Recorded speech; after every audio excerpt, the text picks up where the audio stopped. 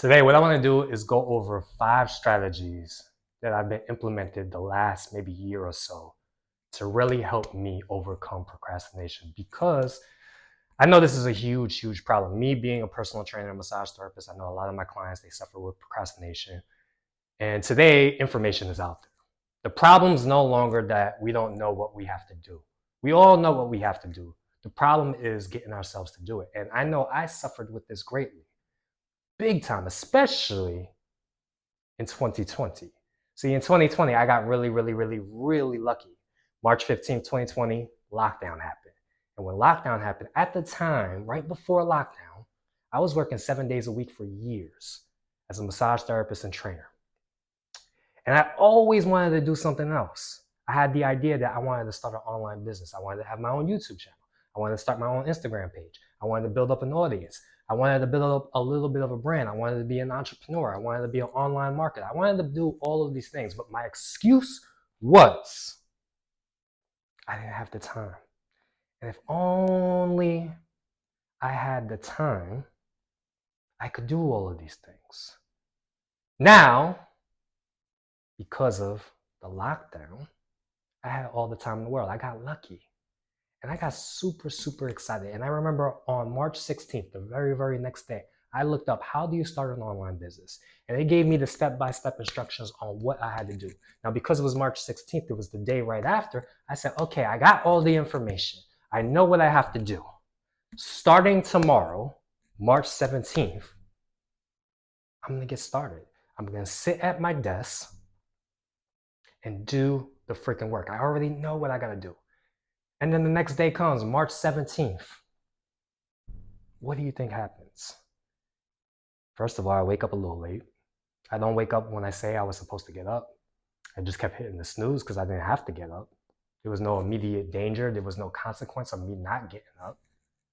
But finally, when I do get up, I probably scrolled on social media a little bit too long.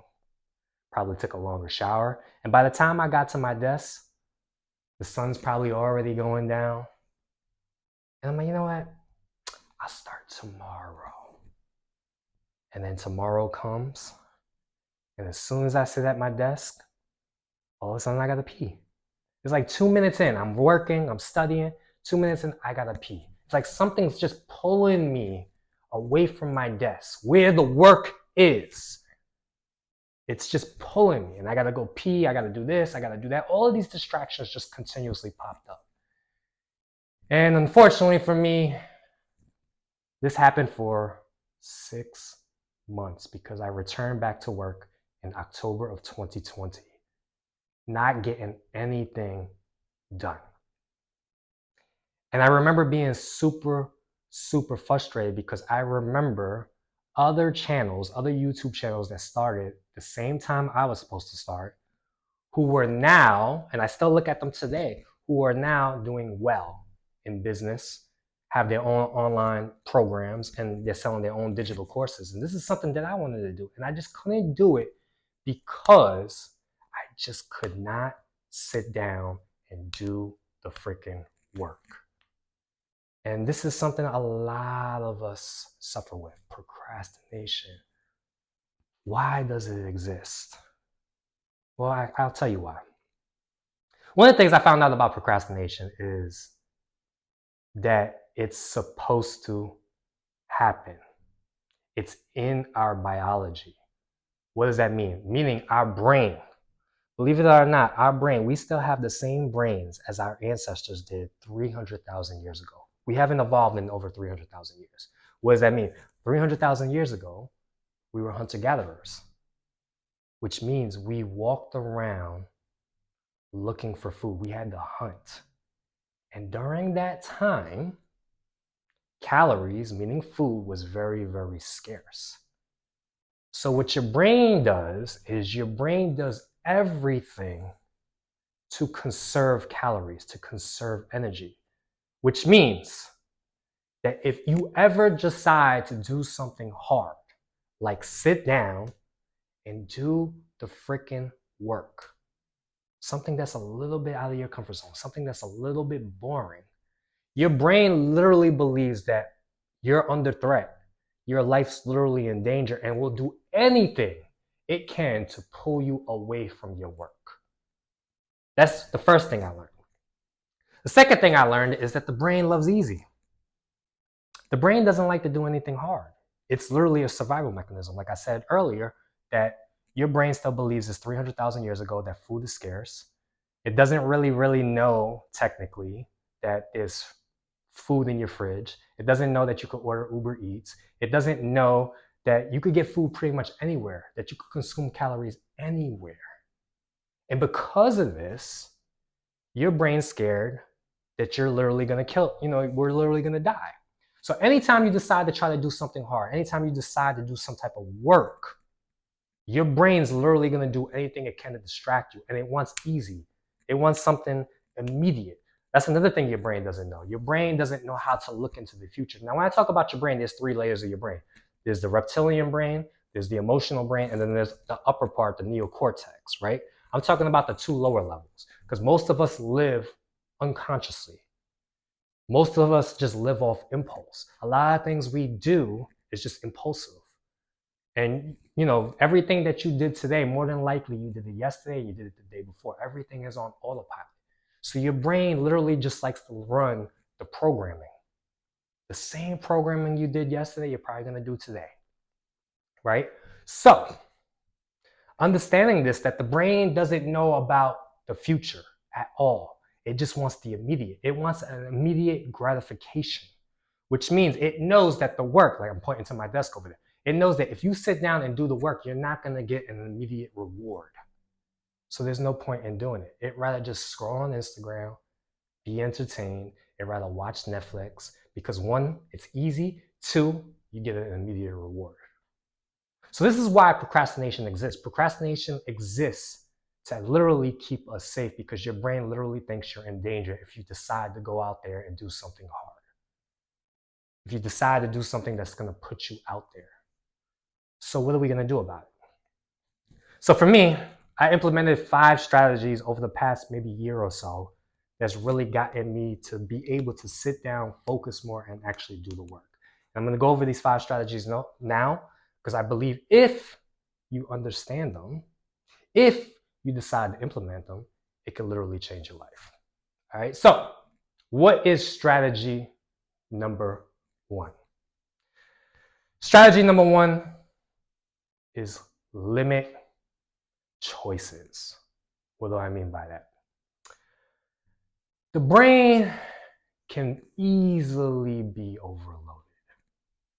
We've all experienced this, right? You ever go on Uber Eats or you ever go on Netflix and you don't know what you want to order or you don't know what you want to watch. And because you see so many freaking choices, your brain gets overloaded. You can't decide what to do. And you end up just scrolling. Either you're scrolling through Uber Eats, which gives you a headache, or you end up being on Netflix maybe 40 to 50 minutes just looking for the movie or the show that you want to watch, and you end up not even deciding. Now, why am I bringing this up? Because a lot of the times, whenever you decide to do something, whenever you decide to do the work that really, really matters, the work that can really change your life, your to-do list is so overwhelming that you don't know where to start. So what I'm going to recommend for you is think of Pareto's principle, the 80-20 rule. What is the 80-20 rule? Basically says that 80% of the results comes from 20% of the actions. Or in this case, what's the one thing that you could do today that if you continuously did it for maybe a month could literally transform your life? And if you just decide to choose one thing, just one thing for an hour and commit to it for the next 30 days, it could literally help you, first of all, overcome procrastination. That's 1. And 2, it just gets you in momentum of doing harder things.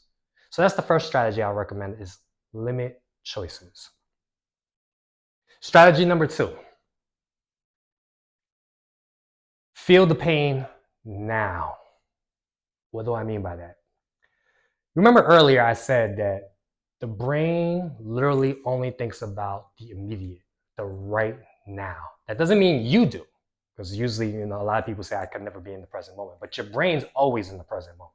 Maybe you aren't with your thoughts, but the brain is. Your brain's always scanning. Your unconscious is always scanning what's going on. But what we could do is learn to use our imagination. How are we going to do this? What you're going to do? What is the action that you want to do, right? And ask yourself a question. If I don't do this today, and I don't do this for the next month, or I don't do this for the next year, what is my life going to look like a year from now if I continue to go in the direction that I'm going? And what you'll do is you'll send your consciousness to a higher level, to where you'll start painting a picture in your mind, and you'll start seeing the outcome, and you'll start seeing the pain and the regret that you're in. And what's powerful about this with the brain, with the mind, is that the mind does not know the difference between vivid imagination and reality. I'll say that again. The mind does not know the difference between vivid imagination and reality. Now, for some people, I've said this to a couple of people before, and they said, that's not true, is it? I said, think about it. You ever watch a scary movie before in the movie theater? And things are jumping out and you're scared? Why are you scared? Logically, you know there's no danger, but your mind doesn't know the difference. Your mind's actually in the movie. It believes what's going on in the movie is actually real. This is why we experience fear. Or let's say an actor or actress, she dies at the end of the movie and you start crying. Why are you crying? You know that person's still alive. You know that person's just an actor logically. But emotionally, because your mind's in the picture, it feels like it's actually real. So what you could do here is use this to your strength, is ask yourself that question. If I don't do what I'm supposed to do today, and if I don't do it for the next year, what does my life look like a year from now? And what you're going to start to do is you're going to start to feel pain. And when you start to feel the pain, that's when you actually start to have a little bit more urgency. That's when you actually light the fire under your butt. You see, a lot of human beings, we don't move unless it's urgent. We do this every morning. We hit the snooze button over and over again until finally we realize the time and we're like, holy crap, I got to get up. Otherwise, I'm going to get fired. I'm going to lose my job. It's that urgency there that gets you actually out of bed. It's not the, oh, I'm going to get up early so I could get things done and feel good. It's more so the pain. So what you do is ask yourself, if I don't do this action today, what does my life look like a week from now, a year from now, 3 years from now, if I don't do what it is I'm supposed to do? So what that's going to create is going to create a lot of urgency within you. It's going to create some fire under you, and it's going to actually get you motivated to do what you got to do today, meaning right now. What's number 3? So I said strategy number 1, limit choices. Strategy number 2, feel the pain now. Number 3, to me, is probably the most important one. And I call it freedom is slavery. What does that mean? Have you ever read George Orwell's book, 1984? It's a very, very classic book. And basically, it's a fiction book, but you could kind of see what's going on today and see like it correlates in a way. But basically, what the government does in George Orwell's book, 1984, is it has the people say this mantra that freedom is slavery, to basically brainwash them into thinking that if they actually had freedom, they would be in trouble. Now, today, in 2025, in real life, freedom is slavery. Is this objectively true? Meaning, on a whole, of course not. The fact that we have freedom and we could do whatever we want is good. But us as human beings, we don't live in an objective reality. We live in a subjective reality, meaning our own personal experience. Meaning human beings are not logical. We're mostly emotional. So to us, emotionally, the fact that we have so much freedom and we could choose anything at any time, meaning whenever we decide to commit to something and do something and it gets a little bit hard, we could just quit and do something else. And that's the problem with us today, is the fact that we have so many options. We have so much variety that a lot of us haven't been trained to make a decision and actually commit to it. So I'll give you a quick story. Back in 2021, I was watching the Joe Rogan podcast.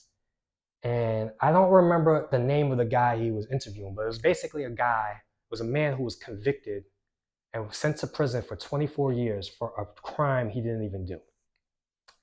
And when he went to jail, when he went to jail, he didn't even know how to read. Now, what's fascinating about this is while he was in jail, he taught himself how to read, he taught himself law, and he ended up proving that he was innocent 24 years later to get himself out. He had no lawyers, he did it all by himself. Now, when I first heard this, I was like, how the hell did he do that? He didn't even know how to read when he first got it. So how did he teach himself how to read, teach himself law, and end up getting himself out? The way he was able to do it was because he was in prison. There was no distractions. He was just in his cell. He said literally he was in his cell all freaking day, teaching himself how to read, teaching himself law. All he had was his books, and he had a notepad, and he would write stuff down. He had no internet. He had no distractions. So it was fascinating to me is once I realized that true freedom subjectively is actually slavery, because the fact that we're able to choose so many things, like whenever something gets hard, we could just quit at any point. We don't know how to commit. It's fascinating because there was also an experiment recently done. So this is the most important strategy to me, is number 3, freedom is slavery. There's a great experiment. I think it was done about 10 years ago. It's called the boredom experiment. And basically, in the boredom experiment, what scientists did was they took participants and they put them in a room by themselves for anywhere from 6 to 15 minutes. They put them in the room by themselves for 6 to 15 minutes. And then as they came out, they asked participants, how did you like it? So basically, they just put them in a white room and they just sat there with their thoughts. And they hated it. They freaking hated it. They said they don't want to do it. So the next time they brought them into the room again, maybe like a week later. But this time they brought them into the room and they put a little red button in there. And basically they told them the red button, you could actually shock yourself. And so they put them in the room and people were so bored and their thoughts were driving themselves crazy so much that I think it was like a good percentage. I think it was more than half the people decided to actually press the red button to electrocute themselves because they couldn't deal with the boredom. So what am I trying to say? What you got to do is learn to make your environment so boring that the work you have to do is the most stimulating thing in your environment. So what does that mean? Get rid of social media for a short period of time. If you have a television, turn it around. If you have a game system, put it in the closet. Get rid of Netflix. Make your environment so boring that the most stimulating thing for you to do is the work that you have to do. And me just simply doing that, one of the things I did was basically my desk is over here. I used to have the couch face my desk. And I used to be able to take the laptop and put it on the desk, and me and my girlfriend used to watch Netflix. But because I simply turned the desk around and I put the laptop into the bedroom, the simple act of me actually having to go get the laptop and put it on the desk and then turn the sofa around prevents me from actually watching Netflix, prevents me from actually going on the computer. And what it does is it makes my work easier to do. There's literally no distraction. So I really recommend you implement this strategy is make your work the shiniest object in the room. Make your work the most entertaining thing that you could do. Because a lot of us, we could easily be entertained. Realize that variety is pretty much the devil. The fact that you could choose so many things. And God, to me, is singular. And if you just have one singular purpose, one thing that you have to do, you're more than likely to do your work, you're more than likely to stop procrastinating. Unless you're one of those people that like to just sit on the couch and just stare into space and let their thoughts wander. But even if you like doing that, after about an hour or two, you're going to get bored and you're going to want to do something else. That's when you're going to be like, maybe I should do my work. Maybe I should crack that book open. Maybe I should start writing. Maybe I should start planning out my future. So make your work the most stimulating thing in your environment. Get rid of everything. So that's strategy number 3 is freedom is slavery. Objectively, it's not. But to us, human beings, subjective, since we live in a subjective experience, freedom is slavery. Strategy number 4, manage your energy. What do I mean by that? Know when you're at your best. So for me, I'm usually at my best midday after I take a little bit of a nap. I can't work in the morning. I can't work late at night. Usually the best time for me, the time I have the most amount of energy to be able to concentrate, sit, and focus is right after I take a nap in the mid-afternoon. But for most people, they say they have their most energy early in the morning. So what you got to start practicing is first thing when you wake up is start your work immediately when you have the most energy. Don't allow yourself to grab your phone and scroll Instagram when you first wake up. Don't allow yourself to do other things. Do the hardest thing first. There's a great book by Brian Tracy. It's called Eat That Frog, which basically says start with the toughest challenge there is. And usually for a lot of us, it's our work. And the reason why it becomes a little easier when you do it first thing in the morning or first thing when you wake up, because your mind is fresh. You have the most amount of energy. All you got to do is drink a cup of water, maybe drink a cup of coffee, and just get on there. And your mind's not bogged down by the day's events.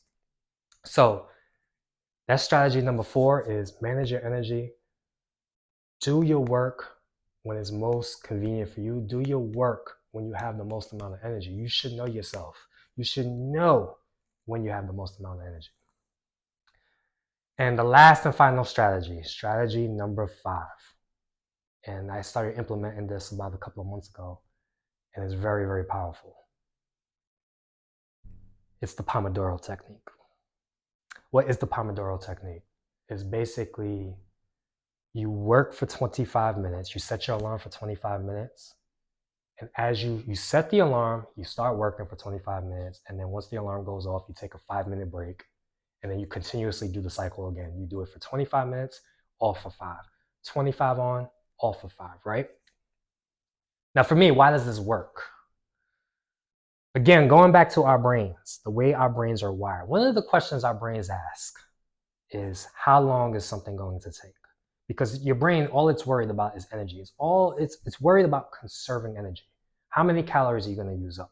Now, this is a trick salespeople use. And when I used to sell personal training at the gym, when I would meet people on the gym floor, I would say something as I introduced myself. I would say, oh, this is only going to take a minute. And the fact that they think that it's only going to take a minute, their brain drops its guard. So basically what you do is when you set that 25-minute timer, your brain drops its guard and it says, oh, we're only going to work for 25 minutes. I could do that. And you basically got to negotiate with your brain to do this. Now, for me, one of the biggest problems I had whenever I started my work, as soon as I would sit down, immediately I would have to pee, or immediately I would feel a pull to get distracted. What's powerful about the Pomodoro technique is once I set the timer for 25 minutes, maybe 2 minutes in, I might have to start to pee. I just say to myself, no, you're not going to pee until the 25 minutes up. You got 23 minutes left, keep on going. When I feel that impulse to want to grab my phone, or I feel thirsty, I say you could drink something or you could grab your phone when the 25 minutes is up. It's only 25 minutes. And when I started implementing this immediately also cut down my procrastination time, because my brain said, oh, I only got to work for 25 minutes. I could do this. I could focus for 25 minutes. Now, I don't do it no more. I started it 3 months ago because I was having a hard time getting started. Now, because I was doing it consistently for a few weeks, it's so easy for me to just sit down and just start working.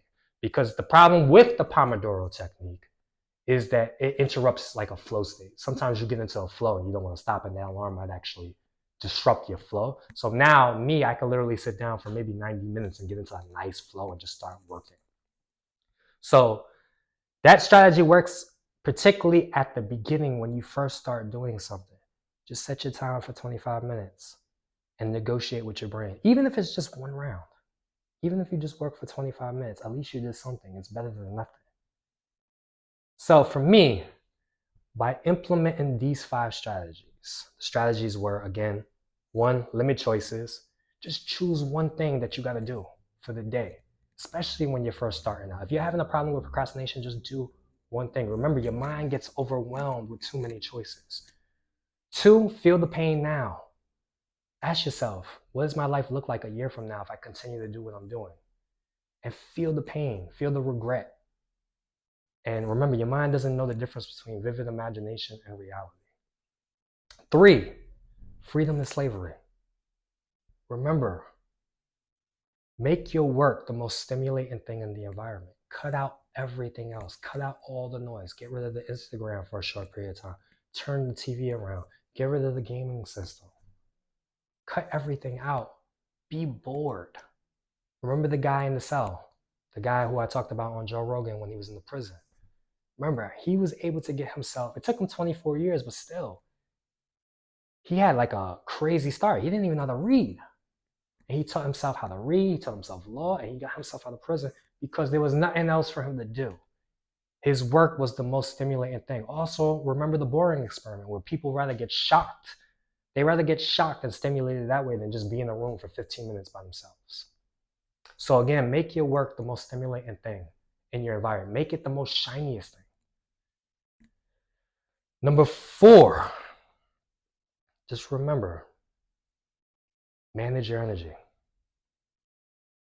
Know when it's best for you to do mentally challenging work. Now, for me, it's right after an afternoon nap. But for a lot of people, I find it's usually first thing in the morning. As soon as you get up, eat that frog. Do the hardest thing first. And the last and final thing, the pomodoro technique. Remember, you have to negotiate with your brain. Let your brain know, hey, it's only going to take a second. It's only going to take 25 minutes, and then we could chill. Your brain will say, okay, I'll focus, I'll zone in over this next 25 minutes. And then just get into the cycle. And eventually you won't need it. Eventually you'll see that the pomodoro technique actually hinders you from doing deep work.